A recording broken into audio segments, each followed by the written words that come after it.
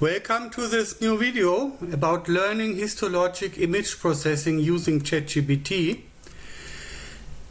It consists of several combined goals.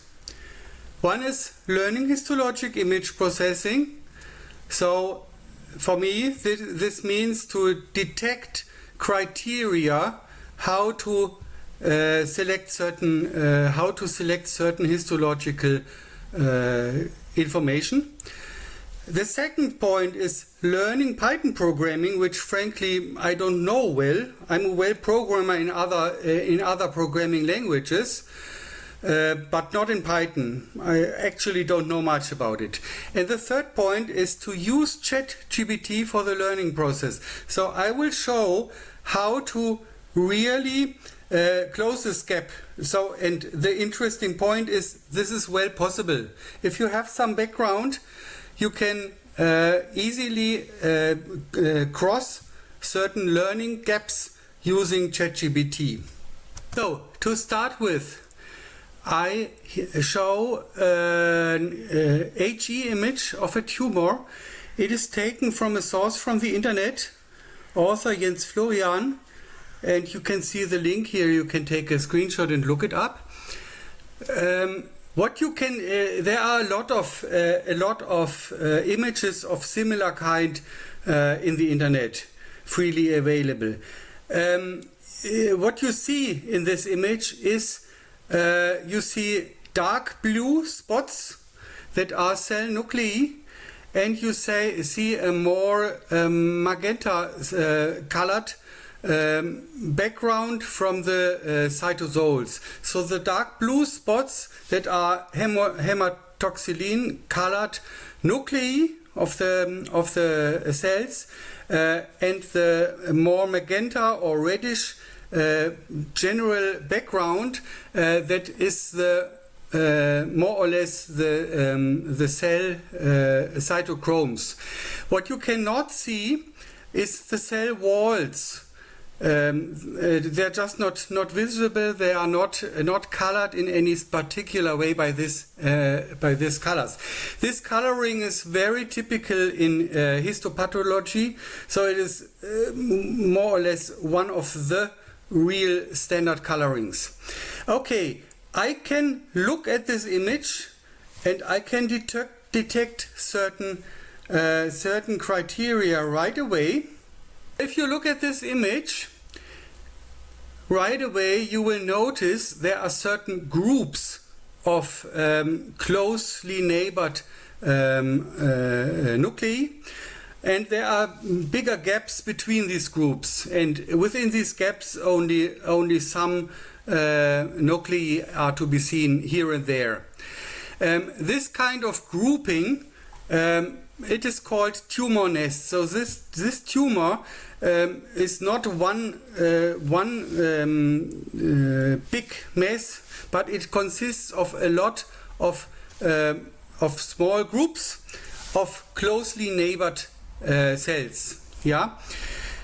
I can also, if I look over this image, I can estimate there is a certain typical size, a typical area, and for example within the tumor nests some more or less some typical distance of this of the tumor nuclei, of the cell nuclei. You could make some statistics of that over that. For example, there is a tendency for a typical distance. On the other hand, there are also a sort of subgroups or certain different distances. So the statistics could be interesting, could show some sort of histograms with several peaks and so on. There are also mitosis hints. If you look closely, you will find some nuclei that are that tend to make mitosis, like for example this one here.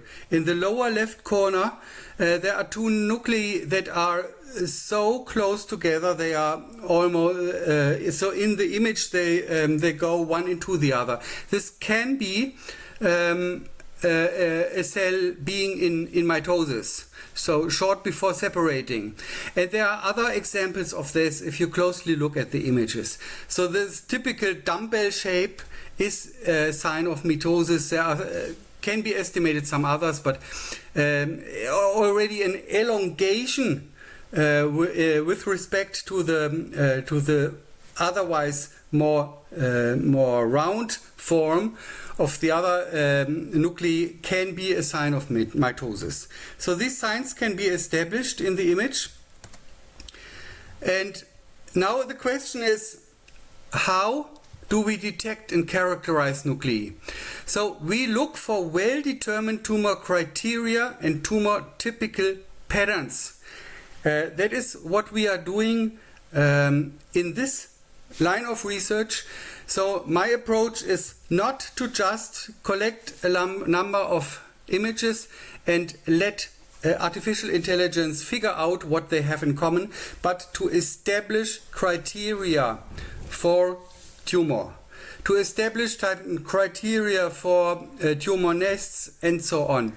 And some of them just means what I see in this image now. I want the computer software to detect automatically, and then this can be honed further, of course, if you take into account statistics.